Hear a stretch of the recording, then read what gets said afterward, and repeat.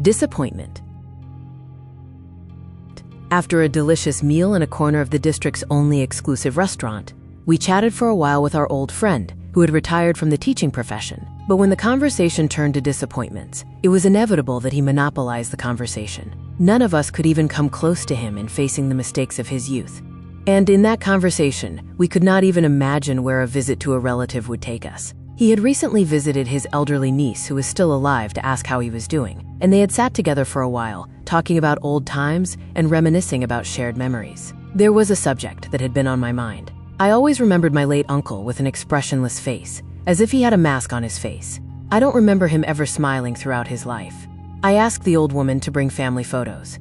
She took out a box, and when the lid was opened, we were under the influence of a spell that caused the past to come alive again. The photographs were not in order, however. They went almost from the last to the first. The first things we looked at were recent photos of the family. I had the same photos taken on special occasions, such as weddings and engagements. The endless stories were being told one after the other, as if reliving those days with my niece. Sometimes a photograph would first make us laugh out loud with the nostalgia it evoked, and then a sadness would descend upon us.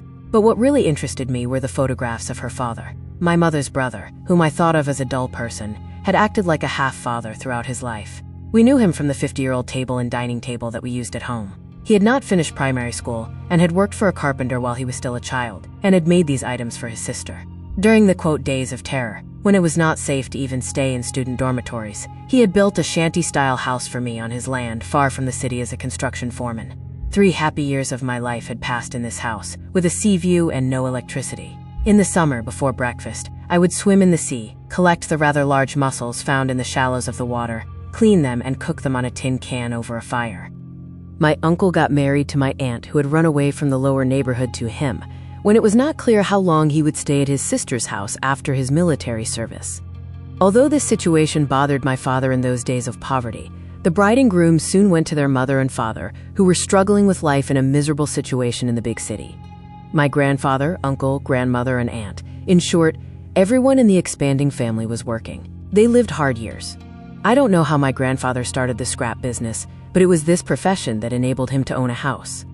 He was on good terms with the Romani people, who had migrated all over the world, probably seeing that universal justice did not exist in their mythical land. He piled up the scrap they collected in a fenced-off area and sent it to factories to be processed when the time came.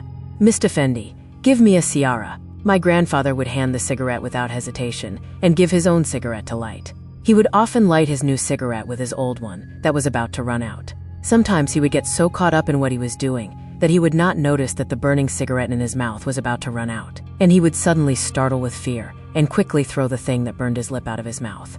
Although it may not seem like anything from the outside, the profession had its own subtleties that required expertise. Bottles were placed in a separate place. Broken glass was placed in separate places, as colored and colorless.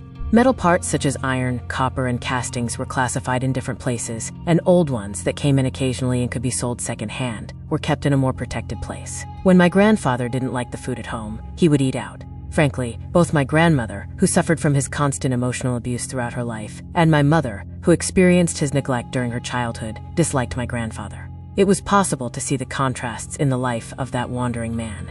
In the dusty workplace, the broken glass, rusty iron, and cans collected from the garbage dumps were neatly stacked and made ready for the factories, which was a tiring job that required being careful. On Sundays, however, my grandfather would undergo a remarkable transformation, appearing in a pressed suit, fedora, and freshly polished shoes. And that's when the drinking would start. To tell the truth, he had secured the family's future with his scrap business. He also paved the way for his son to earn a living as a driver by pulling a taxi. But my uncle did not do this job, which required strong nerves in big city traffic. He chose to continue his father's profession as the heir to the scrap dealer king, with a museum-like truck from the war period.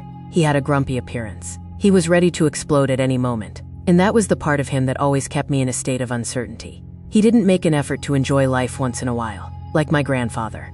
Okay, I admit it. There were times when he would take his family and friends on picnics in that old truck, but he didn't mix with people. He would always listen to the person he was talking to, as carefully as if they were talking about important things, and would greet even the simplest topic with an expression of astonishment and surprise on his face, as if he were hearing it for the first time.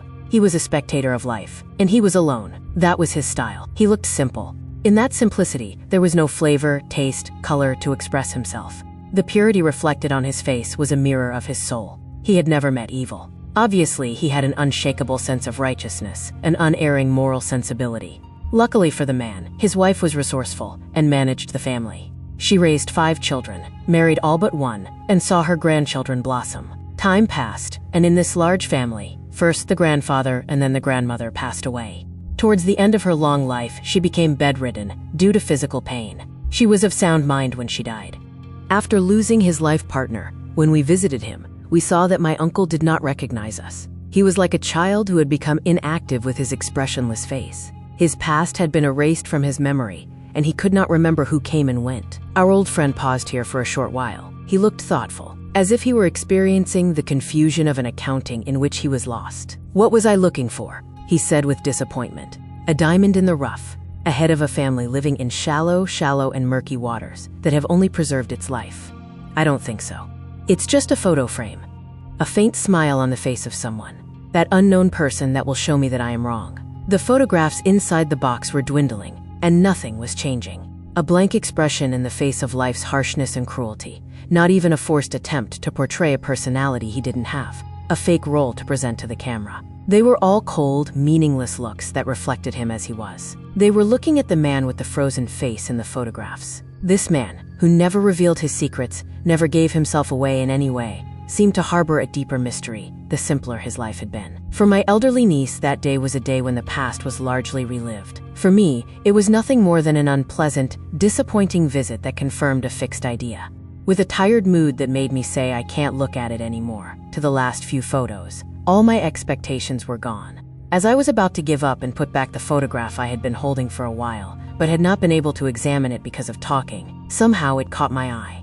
It was a photograph of a soldier. A young man was looking at me with a happy smile on his face. Unbelievable. I was in complete bewilderment. The secret that I had searched and searched for all my life was right in front of me, but the damned devil inside me whispered, "Okay, why was a smile forbidden on this happy face?"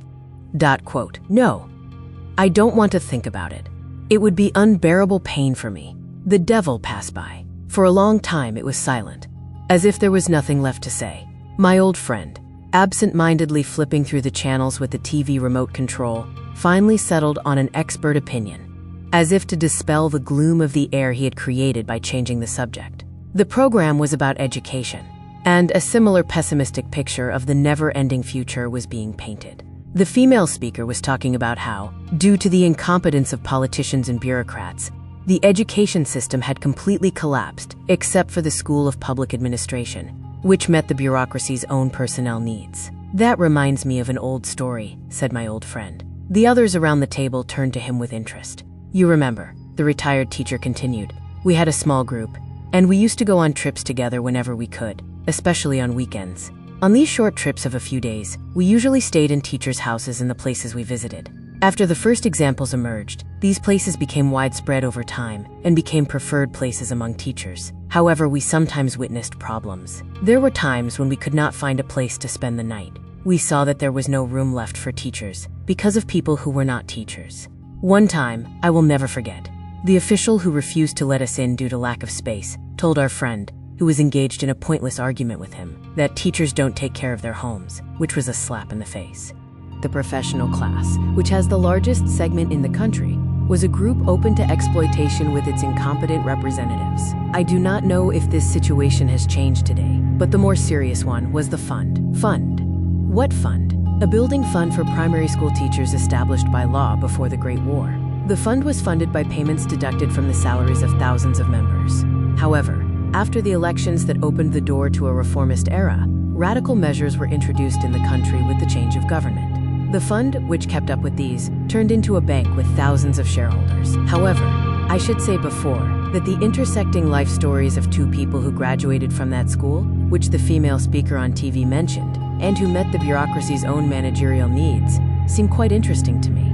I will now tell you the story of one of these officials, an exceptional academic, one of the rare individuals who embodies the word success. Maybe he does not go down in history, but he writes history. Speaking of history, you know, every part of the country where people live is rich in history. And naturally, it is a rich culture, where human experience finds its expression in proverbs. Let me cut to the chase. We can start by saying that our hero has a strong action potential.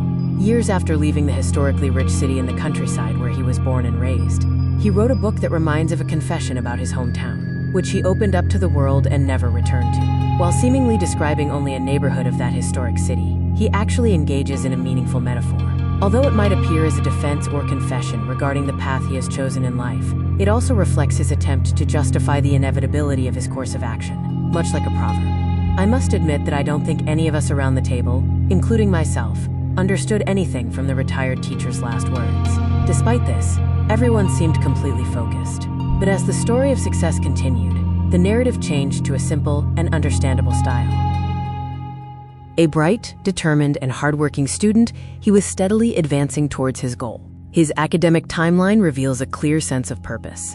By taking additional law courses alongside his finance major at the School of Political Sciences, he earned a law degree. Post-military service, he joined his alma mater as a teaching assistant. He completed his increasingly deepening specialization in the field of law in foreign countries: commercial law, banking law, civil law. He was advancing in his career. Actio libera in causa. When I said plain and simple, I was wrong. Someone was thrown out. What does this mean now? A person knowingly or willingly puts himself in a position to do an act that will later constitute a crime. So something like preparation for a crime. For a moment, our old friend's face showed sadness, pity, disappointment, a complex, undefinable emotion. It was like a theater play, skillfully, in front of everyone. He became a consultant to the bank, somehow. He formed his team. It's a rule in these jobs. You have to cut them in. As in his academic life, with the flow of time he rose to become a board member. However, something was wrong that the bank's inspectors could not ignore. The institution's activities were not in compliance with the legislation. Risk management and security were problematic. Frankly, a wealth transfer was taking place that would result in the victimization of 20,000 people. Inevitably, a lawsuit was filed against the bank's management in the commercial court of first instance. 5 years later, the bank's inspectors won the case. But the devil's advocate, with his uncertain and sly smile on his face, was cunning. The case was immediately appealed to the Supreme Court to check the legality of the decision. Let's keep in mind that the Supreme Court's reversal decisions constitute a significant portion of the appealed decisions. However, at that time, in addition to being a professor of commercial law, he also held the positions of vice president of the International Bankers Society and a member of the executive committee of the country's Industrialists and Businessmen's Association. He took a deep breath. He took a sip of the cold tea in front of him. Everyone was waiting impatiently to see how the story would continue. Now it is time to talk about the second property officer. Undoubtedly, among the representatives of the nation, there were other MPs like him who had common sense and fought against injustices. It may be a strange statement, but it would be best to see him as a true hero who defended the rights of society and at the same time the reputation of the bureaucracy against unlawfulness. The truth is that in his eyes, it was not only the people who were victimized, but also the bureaucracy that was supposed to protect them. In his legendary speech in Parliament, he lamented how insidiously and skillfully the ruling class had been invaded by a handful of resourceful and competent doers, and how little the institution had or could protect itself against this invasion. The bank was gradually turning into the playground of the businessmen, the corner cutters. In his speech, he spoke of a class of corrupt, influence-peddling, profiteering, and short-cutting crony capitalists that had been created and formed some 30 years earlier, during the country's transition to democracy. On the other hand, it was said that the bureaucratic class that was formed 150 years ago with the westernization movements also created its own diseases. His historical speech in the Parliament reflected this as a whole. He was only listening to the voice of his conscience. Unfortunately, he was ultimately just a stubborn novel character who fought against windmills and was doomed to lose. He was rowing against the current, because the spirit of the time showed a period when the wind stirred the sails and steered the ship in the fog to a direction where it was not visible. However, in that foggy weather, it was not enough for the professor to be a good lawyer and academic with his brilliant mind. He was aware of this. He also had to be a member of Parliament for the armor of immunity. Indeed, he paid the price and took his place in the parliamentary benches as the representative of the nation. His bank was transferred to another bank, which later became the subject of suspicion and international problems.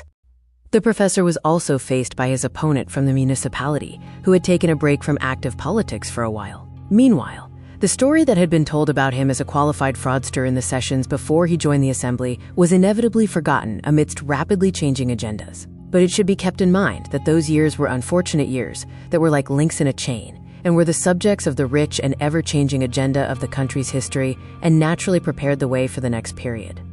Although it was entertaining to hear our old friend describe events in a humorous way, there were times when we could not catch the subtleties of his expression. In those years, it was probably not known that bankruptcy was a qualified crime, and members of the ruling party and their relatives, from the president's nephew to the prime minister's husband, were the heroes of these qualified acts, as if they wanted to show which way was right. I don't remember when the word professor was introduced into the jargon. It was used occasionally to describe a master of something. For example, a master mechanic would be called the professor of the car. I am not sure whether the period when this respectable word gained richness of meaning by including people in the criminal world began with the professor specializing in banking, who destroyed the world of thousands of people, including my relatives. The old teacher then continued in the manner of a lecturer in a classroom. To summarize, much later, the president's nephew was imprisoned for 2 years and then disappeared because of the bank he owned. His father disinherited his son before he died. Due to her husband's bank failure, for the first time in the country's political history, a circular was issued in the parliament to investigate the assets of a prime minister. He spent the last years of his life writing books on mental and physical health in his mansion, overlooking the sea. His recent funeral, as is customary, was sent off to eternal rest by official dignitaries, from senior bureaucrats to the head of state. On the other hand, he was the true representative of the nation, a statesman with a property against evil, and fought throughout his life in accordance with the spirit of the law. I do not know whether that determined, resolute, and combative man closed his eyes in peace before taking his last breath. The former constitutional president and then president was content with only placing a condolence notice in the newspaper for the passing of the deputy from Mulkia. I am not sure whether spending life pretending to be a manifestation of society's artistic pretensions or an unnamed defense mechanism, but it is a fact that advertisements target people in this way. After sending that stubborn man off to his eternal journey, his young life partner continued his art of showing people how to, quote, pretend to be, which he never stopped doing. As if life had played a cruel joke, it was deeply significant that the former president, a towering figure in politics, was present at the funeral of the political science professor, who passed away only a few months later. Indeed, the former head of state, once a member of parliament for his old party and a lifelong confidant and friend to the political science graduate, had journeyed far, despite his age, to pay his respects. His valuable assistant, in the elegy he wrote upon his teacher's death, described him as an exemplary person, academician, administrator, politician and head of the family, with his superior human qualities, intellectual knowledge, kindness, elegance, calmness and composure, in the face of problems throughout his life. I don't think anyone will remember where we came from. However, our teacher also found it necessary to explain the points to be learned from the events. On the other hand, I think this story contains interesting clues about the nature of the individual-state relationship. The bureaucracy, with a glint in its eye, stands idly by as the devil's advocate masterfully orchestrates his infernal play, erecting a monument to his victory. Meanwhile, the victims it is sworn to protect are callously disregarded, cast aside as if they were mere nuisances. Undoubtedly, this is only the visible face of the truth. Once, while I was working at a school of theology, a conversation between a student and me had a telling effect on me, always whispering to me how naive we were, how unaware of the tricks and scraps of life. I had asked him what path he would take after finishing school. He had told me he would go into politics. When he saw that I could not find any connection with his education, he did not hesitate to make a sincere explanation. It was all about making money. There was silence for a while. Our old friend had a thoughtful look. He seemed to be talking to himself. This was a dramatic event that caused a preconception in me to collapse. In other words, in my opinion, the higher a person's diploma and position, the more moral virtue he had. My first disappointment began when I learned that ethics and knowledge were separate fields in philosophy. Seeing that there were also very intelligent people in prisons, and understanding that having common sense did not necessarily come with a high level of education, made us realize a mistake. Whatever was called crime, it was not only for the ignorant. There were qualified frauds. In short, people were not moral at the same time as being knowledgeable. Our old friend's last words were short and concise, but confusing. Conscience, if it still survives, is nothing but disappointment.